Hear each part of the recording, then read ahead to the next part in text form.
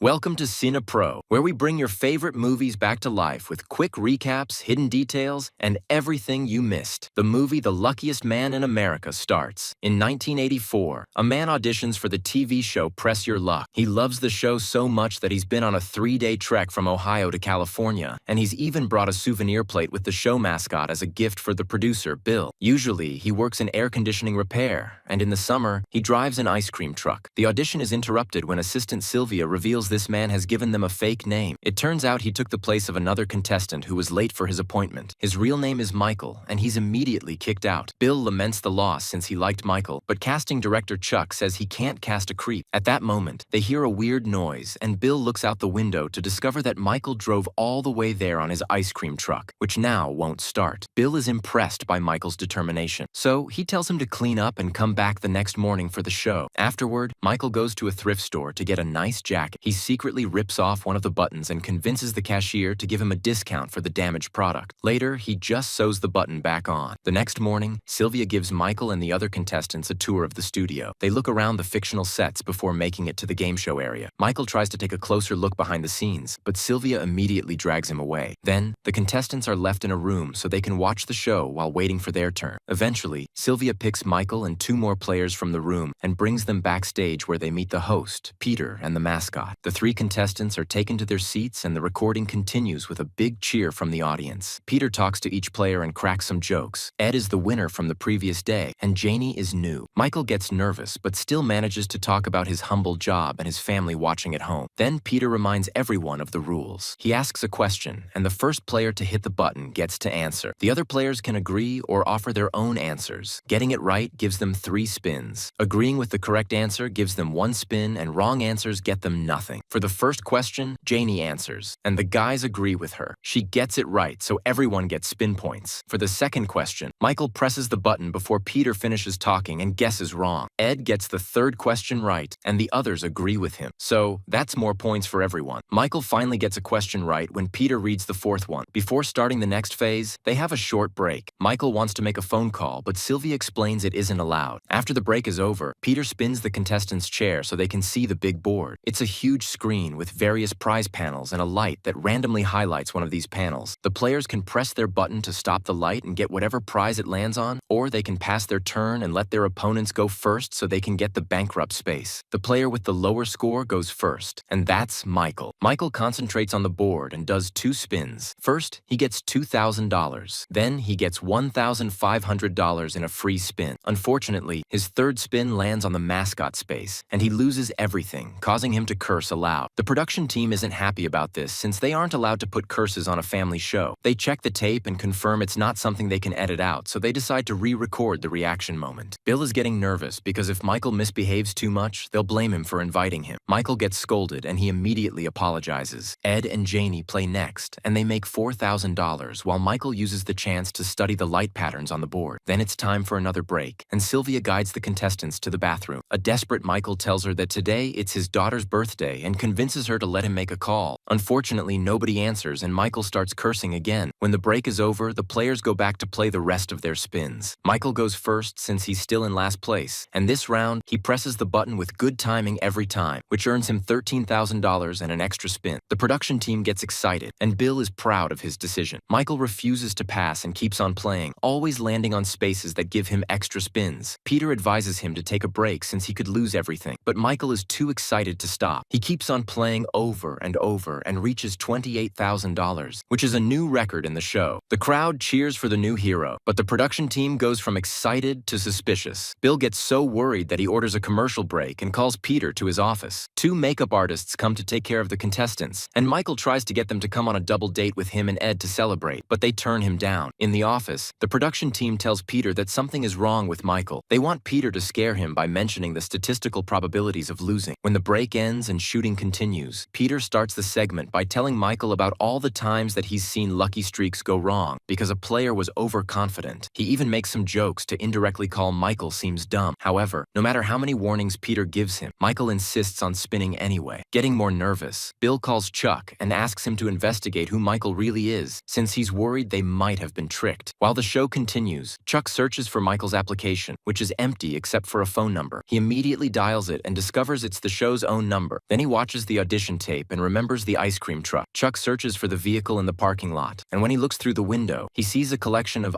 IDs, license plates, and videotapes. At first, he can't find a way in, but a security guard lends him a crowbar. In the studio, Michael has already made over $40,000. The production team is starting to freak out, and they consider stopping the game, but they can't do so without proof of cheating. Peter calls for another break after Michael surpasses $50,000. Soon, Chuck returns to his office with all the papers he took from Michael's truck. There's a business card with the name Lyle Roberts, so Chuck calls him, pretending to be a clerk from Justice Court. He asks about the restraining order against Michael he's found, and Lyle mentions that Michael used to run a pyramid scheme scam. When Chuck tries to ask for more details, Lyle realizes this isn't a real court employee, so Chuck hangs up. Next, Chuck checks the tapes. At first, they seem to be home movies of Chuck's family, but soon he discovers that those clips have been overwritten with recordings of old episodes of the show. After noticing which specific parts of the show were recorded, Chuck returns to the studio and watches how Michael keeps winning money. Following Michael's eyes, Chuck realizes he's memorized the light patterns, and that's why he always knows when to press the button. Afterwards, Chuck joins the production team and asks them to rewind to the last 3 spins. He points out the way Michael's eyes move and how he celebrates early. A horrified Bill reveals that the light isn't random. It only has 5 patterns. If someone watches the show enough times, the patterns wouldn't be hard to memorize. Bill admits that Chuck had been right. Michael is indeed a creep. During the next break, Sylvia hands out branded t-shirts to the other contestants as an apology. They won't get a chance to play because of Michael's ongoing streak. Since Sylvia is busy, Michael uses the opportunity to sneak around and discovers that the makeup artist doesn't mind being flirted with if Peter does it. Since nobody is guarding the phone, Michael calls his family and his wife picks up. She isn't happy to hear from him since he's an absent father, but she allows him to talk to his daughter anyway so he can wish her a happy birthday. He's forced to hang up when the bell rings to announce that the break is over. Michael turns around and discovers that the mascot has been watching him. Meanwhile, the production team argues over what to do. Memorizing can't be classified as cheating, so they need to stop Michael with another strategy. The discussion is interrupted by a call from Peter, who reminds them of the home player spin rule. This gives the team an idea to make Michael fail. Afterwards, Peter records a special segment. He explains to the public that for the first time in the show's history, the episode has gone longer than their allotted time, so they may be there until nightfall. So far, Michael has won almost $70,000 and he still has spins left. He goes again and makes some more money before Peter announces it's time for the home player spin. This means that Michael will be paired with a random audience member who will get the same amount of money that the light chooses next. The lucky person's name is on a card on Michael's desk, so he opens it and is horrified to read Lyle's name. Michael is now extremely anxious, yet he still manages to concentrate and press the button at the right moment. This gets him a trip to a 5-star luxury resort in Hawaii. Peter announces that Lyle will get the same prize. At that moment, a spotlight is moved to shine right on Michael's face, blinding him for a few seconds. He complains about it and Janie joins him, so another break is announced. Meanwhile, the network CEO arrives at the studio to confront the production team. He's angry that the game was only programmed with 5 patterns and wants to know who let Michael in. Bill lies, saying Chuck did it. In the studio, Janie argues with Sylvia because she thinks the show is giving Michael special treatment. When Janie mentions the phone call, Sylvia drags her away. Michael tells Ed that the showrunners are messing with him because he knows the name on the card, and Ed thinks it was a coincidence, but Michael doubts it. Ed starts to wonder if Michael is doing something wrong. Getting too nervous, Michael goes for a walk to clear his mind and discovers that the phone is gone. Chuck corners him and asks him who he's been calling, causing Michael to panic and run out of the studio. He hides in his truck and discovers that the lock has been broken. When he tries to talk to a guard about it, he gets ignored. Then he tries to talk to a cop, but the man says he just arrived because the studio called for backup. Michael walks away and finds cops everywhere, so he starts assuming they're there for him. After sneaking around for a while and only finding more cops, Michael has no choice but to go back inside. He chooses the wrong door and accidentally walks into another show. The host thinks he's a guest, so he invites him to sit down. Michael shares that he just wants to have breakfast with his family, but the only way to do that is by being on the TV screen while they watch. He also says that everything he's done during the past few months was for the sake of his daughter. The interview is interrupted when Sylvia comes to drag Michael back to the correct studio. In the meantime, Chuck goes to see see the team and is devastated to learn that Bill has blamed him for everything. An argument is about to start, but an operator interrupts them to point out that the crowd absolutely loves Michael, seeing him as a national hero. If they play their cards right, they could use this as a publicity stunt. The CEO likes the idea, and they agree they'll air this episode by promoting the luckiest man in America. The show continues, and Michael keeps on winning. Chuck returns to his desk to cry in private and looks at the phone he took away. When he presses the redial button, he gets to talk to Michael's wife. Soon, Michael's money passes the $100,000 mark, which in 2025 would be $300,000. The production team is celebrating only to freeze when Peter announces he has a special call for Michael. Chuck puts Michael's wife on the air and she insults him, saying she's tired of his tricks. She asks him to sign the divorce papers before hanging up. The studio falls silent, and not even Peter knows what to say. Michael freaks out and leaves his chair, so they take another break. The production team is freaking out and tries to discover who did this, but the sound technician says he got a note signed by Bill. The editor points out that he can cut this segment out and they should keep playing. However, Sylvie informs them that Michael refuses to come back. Bill goes to talk to him and informs him that they know what he's doing, but they can't stop him. If Michael wants the money, he must finish the game. When Bill calls him a star and a national hero, Michael agrees to go back as long as they let him call his wife first. He picks up the phone only to realize he isn't brave enough to talk to her, so he returns to the show without making the call. For the next round, Michael passes his turn to Ed. The crowd celebrates his kindness while the production team is in shock. A furious Bill smashes the souvenir plate. They agree to air this episode only once and then bury the story forever. After Ed and Janie play, the turn is passed back to Michael, who has one spin left. He chooses to stop the button with his eyes closed. 2 weeks later, Michael's family is watching the show. Elle gets angry and turns the TV off before taking the girl to school. Michael's wife turns it on again and discovers that Michael won everything. On the screen, Peter asks him what he'll do with the money, and Michael answers that he doesn't know. This is based on a true story. After Michael's episode, the network added 27 patterns to the board and set a $75,000 limit for contestants' winnings. Make sure to subscribe and turn on notifications so you can watch more videos like this. Thanks for watching.